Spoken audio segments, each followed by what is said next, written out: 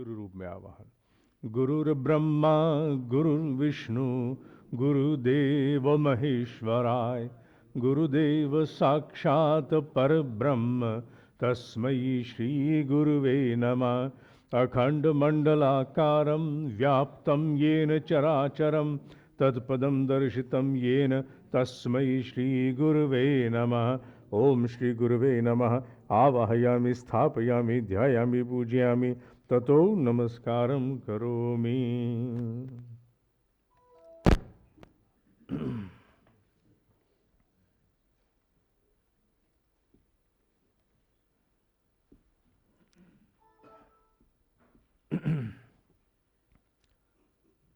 श्रीमद् भगवद गीता अध्याय 4 श्लोक नंबर 12। कांक्षन्तः कर्मणाम सिद्धिम यजन्ते इह देवताः क्षिप्रम हि मानुषे लोके सिद्धि भवति कर्मजा। इस मनुष्य लोक में कर्मों के फल को चाहने वाले देवताओं का पूजन किया करते हैं, क्योंकि कर्मों से उत्पन्न होने वाली सिद्धि शीघ्र मिल जाती है।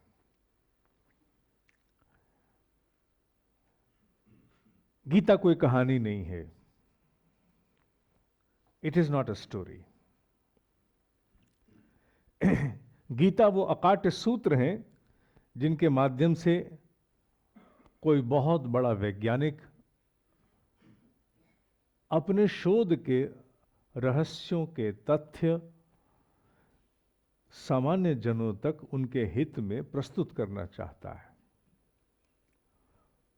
और जब वो अपने शोध को, अपनी रिसर्च को लोकहित में, जनहित में, सामान्य हित में प्रस्तुत करना चाहता है, तो उसे सहायता लेनी पड़ती है किसी न किसी ऐसे प्रसंग की जिसके द्वारा वो सहजता से समझा सके। उदाहरण की आवश्यकता पड़ती है। उदाहरण के लिए उसने एक कहानी की सहायता ली। इसमें कोई विवाद नहीं है कि भगवत गीता से संबंधित पात्र कभी हुए कि नहीं हुए, निश्चित रूप से हुए। लेकिन यह भी उतना ही बड़ा सत्य है जितना बड़ा सत्य कृष्ण का इस पृथ्वी पर अवतरण होना, उस रूप में, जिस रूप में महाभारत में कहा गया, श्रीमद् भागवत में कहा गया, अर्जुन का जन्म लेना मां के पेट से, पांडवों इत्यादि का, जितना बड़ा यह सच है उतना ही बड़ा यह भी सच है प्रसंग का सहायता लेते हुए, उस प्रसंग की सहायता लेते हुए वैज्ञानिक ने, किसी बहुत बड़े शोधकर्ता वैज्ञानिक ने कुछ अपने रिसर्च को भी प्रस्तुत करने का प्रयास किया है। दोनों बातें सत्य हैं। रिसर्च बिल्कुल सत्य है, कोई काट ही नहीं सकता, और कृष्ण का होना भी सत्य है, कोई काट नहीं सकता। सारे साक्ष्य, अब तो 32,000 साल पुराने साक्ष्य भी मिलने शुरू हो गए, और क्या मिलना बाकी है। दोनों ही सच हैं। और यहां हम लोग उस ऋषि की शोध के साथ जुड़ करके भगवत गीता की विवेचना को कर रहे हैं। इसलिए वो दृष्टि बनी रहती है जो रिसर्चर की शोध से जुड़ी है। उस श्लोक में उसे ढूंढती है, वो आज के मानस के प्रश्नों के समाधान के रूप में ढूंढती है, आज के एंटरप्रेन्योर के लिए ढूंढती है, आज के उस मर्जीवड़े के लिए ढूंढती जो प्रगति चाहता है। इसलिए हर श्लोक में हम गीताकार के उस मंतव्य को ढूंढने की चेष्टा करते हैं जो आज की समस्याओं का समाधान है। उसकी शोध के निष्कर्ष क्या हैं, आज की समस्याओं के समाधान। इसीलिए जब भी भगवत गीता का यहां हम लोग पाठ आरंभ करते हैं, यहां हम पढ़ना शुरू करते हैं, तो साथ साथ दृष्टि होना जरूरी है। क्योंकि अगर दृष्टि नहीं होगी तो फिर हम उस ज्ञान के साथ न्याय नहीं कर पाएंगे। ये वैसे ही है जैसे 3D पिक्चर देखने जाओ तो पिक्चर स्क्रीन पर चलती है, लेकिन एक विशेष चश्मे की भी आवश्यकता पड़ती है। उस विशेष चश्मे को लगाए बिना आप 3D पिक्चर नहीं दे सकते, उसके इंपैक्ट आपको दिखेंगे ही नहीं। आपको 3D चश्मा चाहिए ताकि आप उस 3 डायमेंशनल इमेज को आप देख सकें, दर्शन कर सकें, अपनी ओर लपकती हुई चीजों को महसूस कर सकें, अनुभव करें। इसीलिए इस श्लोक को आरंभ करते हुए भी मैंने वो चश्मा दिया है जिस चश्मे से हम इसके तथ्य को जानें, क्योंकि सामान्य रूप में तो इसमें कुछ भी विशेष समझने को दिखता नहीं है। केवल इतना कहा है कि जो अपने कर्मों के फल चाहते हैं वो देवताओं का पूजन करते हैं। और क्यों? क्योंकि कर्मों के करने से सिद्धियां जल्दी मिल जाती हैं। बड़ी सामान्य सी बात है। थोड़े से प्रश्न खड़े होते हैं, भाई कर्मों से अगर सिद्धियां मिलती हैं, हमें तो काम करते हुए उम्र बीत गई, हमें तो सिद्धि नहीं मिली। हम जो भी काम करते हैं, बिजनेस करते हैं, तो उसमें हमें इतना एक्सपेंशन नहीं मिला, जॉब में है उतनी प्रमोशन नहीं मिली, या जो भी हम काम करते हैं। तो भी ये श्लोक कहना क्या चाहता है? कि केवल ये कहना चाहता है कि देवताओं का पूजन करते रहो तभी मामला बनेगा? सामान्य दृष्टि से तो यही है, लेकिन जैसे ही हम इसमें एक विशेष दृष्टि 3D चश्मा लगाते हैं तो इसमें से वो सारे छिपे हुए रहस्य तैर करके बाहर आते हैं। इस श्लोक में मूलतः जो मेरा छोटा सा अध्ययन है और समझ है, इसमें से 4 तथ्य बड़े गहरे निकल के बाहर आते हैं। और वो 4 कौन कौन से हैं? पहले तो प्रश्न है कि देवता कौन होते हैं। दूसरा है मनुष्य की चाह और कर्म।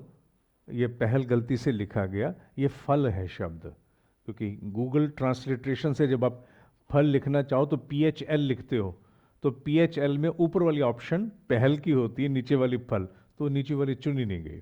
तो फल है, मनुष्य की चाह और कर्म फल पर पुनः एक उल्लेख है। और तीसरे नंबर पर कृष्ण अब यहां से एक अन्य गहरा विषय आरंभ कराते हैं। और चौथा है कर्मों से मिलने वाली सिद्धि। ये 4 पक्ष इस श्लोक से निकलते हैं, जो कहता है इस मनुष्य लोक में कर्मों के फल को चाहने वाले देवताओं का पूजन किया करते हैं, क्योंकि कर्मों से उत्पन्न होने वाली सिद्धि शीघ्र मिल जाती है। पहला प्रश्न, देवता कौन होते हैं? देव शब्द हम किसके लिए प्रयोग करना चाहते हैं? अंग्रेजी भाषा की ही तरह हिंदी और संस्कृत में भी एक शब्द अनेकों अर्थ वहन करता है। स्टेट शब्द मैंने कई बार कहा, उल्लेख किया, STATE, स्टेट शब्द के कम से कम नहीं तो 6 से 8 अर्थ तो मैं ही जानता हूं, जिनका उल्लेख भी हम करते रहते हैं कि स्टेट का अर्थ बहुत कुछ होता है। कहने के लिए स्टेट शब्द राज्य को भी कहते हैं, कहने के लिए स्टेट शब्द कुछ कहने को भी कहते हैं, कैसे कहने के लिए स्टेट शब्द सत्ता को, राष्ट्र को भी कहते हैं। अनेकों अर्थ हैं। उसी प्रकार देव शब्द का अर्थ समझना शुरू मानना पड़े। देव अर्थात जो देता है, जो देता है, और देता है बिना शर्त के नहीं देता। कोई देवता बिना शर्त के नहीं देता। अब इस देव शब्द को आप केवल और केवल मूर्ति पूजा तक सीमित करेंगे तो गीता की रिसर्च छूट जाएगी। आप केवल देव शब्द का अर्थ मानेंगे जो मंदिरों में रखी हुई प्रतिमाएं हैं, केवल वो देवता हैं, तो गीता का शोध छूट जाएगा। हमें देव शब्द के उस व्यापक स्तर को समझना है जो उसके भाव को वहन कर रहा है। देव माने देने वाला, जो देता है, पर अनकंडीशनल नहीं है, बिना शर्त के नहीं देता। शर्तें पूरी करो तो देता है। और प्रतिमाओं में भी तो होता है ना कि जी मैंने हनुमान जी का चलिया, मैंने माता के लिए उपवास, मैं भोलेनाथ के यहां जल चढ़ाने जाता हूं, माने everything is conditioned. You meet certain requirements, you meet certain conditions, और फिर वहां से कुछ आने की आशा आरंभ हो जाती है। माने उन देवताओं के साथ भी है। लेकिन जिस व्यापक रूप में the larger context of the देव शब्द की हम चर्चा कर रहे हैं, उसका अर्थ है एनीथिंग एंड एवरीथिंग जिसकी आप नेसेसरी कंप्लायंस करते हैं, चाहे वो प्रोसीजर हो, चाहे वो टेक्नोलॉजी हो, चाहे वो अंडरस्टैंडिंग हो, कुछ भी हो, जिस प्रोसीजर को आप कंप्लाई करते हो वो अपने परिणाम आपको दे देता है। जिस प्रोसीजर को आपने कंप्लाई किया, जब उसने परिणाम दे दिए तो वो देव हो गया। हम लोग आजकल मोबाइल फोन के साथ लैपटॉप का इंटरनेट इस्तेमाल करते हैं, तो हम क्या करते हैं, मोबाइल फोन में जाते हैं और एक छोटा सा कमांड देते हैं जिसके साथ हमारा मोबाइल इसके लिए एक होस्ट बन जाता है, इसको इंटरनेट का कनेक्शन दे देता है। एक प्रोसीजर बनाते हैं। तो मोबाइल देव है, उसकी एक शर्त पूरी की, एक कमांड की, उसने इंटरनेट कंप्यूटर को दे दिया और कंप्यूटर में इंटरनेट चलना शुरू हो गया। ये देव है। आपको पानी में से कुछ दोष निकालने हैं, आपने पानी को वाटर फिल्टर में डाला, वाटर फिल्टर ने अपनी प्रक्रिया पूरी करके आपको शुद्ध पानी दे दिया। वो देव है, दे रहा है आपको, आपने उसका प्रोसीजर फॉलो किया, उसने आपको दे दिया। आप सोने को भी जब आप गलाते हैं और गला करके जैसे ही आप उसे गर्म करते हैं, उसके दोष तैर करके अलग होने शुरू हो जाते हैं। वो प्रक्रिया सोने को गलाने की, वो प्रक्रिया देव है, वो देव है। वो सारी चीजें, आप चीनी डालते हैं, दूध में मीठा हो जाता है, चीनी देव है, दूध को मीठा कर दिया। आप शर्त पूरी करते जाइए। जहां कहीं भी आप टॉल पे जाते हैं, 30 रुपए देते हैं, टॉल पार हो जाता है, तो उस समय वो प्रक्रिया 30 रुपए देने की, वो ट्रांजैक्शन, वो देव है। सो देव का अर्थ केवल प्रतिमाएं नहीं है, देव का अर्थ प्रोसीजर है, ट्रांजैक्शन है, टेक्नोलॉजिकल कंप्लायंस है, anything, any procedure, even official procedure, वो देव है। जो कुछ भी, जिस किसी की भी शर्त पूरी की जाए, यह हमेशा के लिए समझ लेना चाहिए। क्योंकि गीता को अगर शोधकर्ता की दृष्टि से जानना है तो देव शब्द को समझना पड़ेगा। अगर आप एंटरप्रेन्योर हैं, अगर आप बहुत बड़े स्तर पर विकास चाहते हैं और आपने गलत देवता चुन लिए, तो हो सकता है कि आप पूजा तो जिंदगी भर करते रहें, परिणाम आपको नहीं मिलेगा। इसीलिए बार बार कहते हैं ना कि गणेश लक्ष्मी तो यहां है और संपन्नता वो जर्मनी जापान में कैसे चली गई।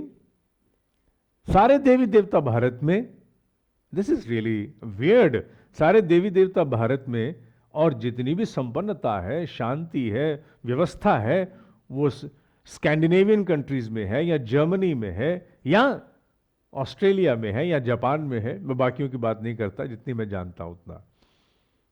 क्यों? क्योंकि उन्होंने वास्तविक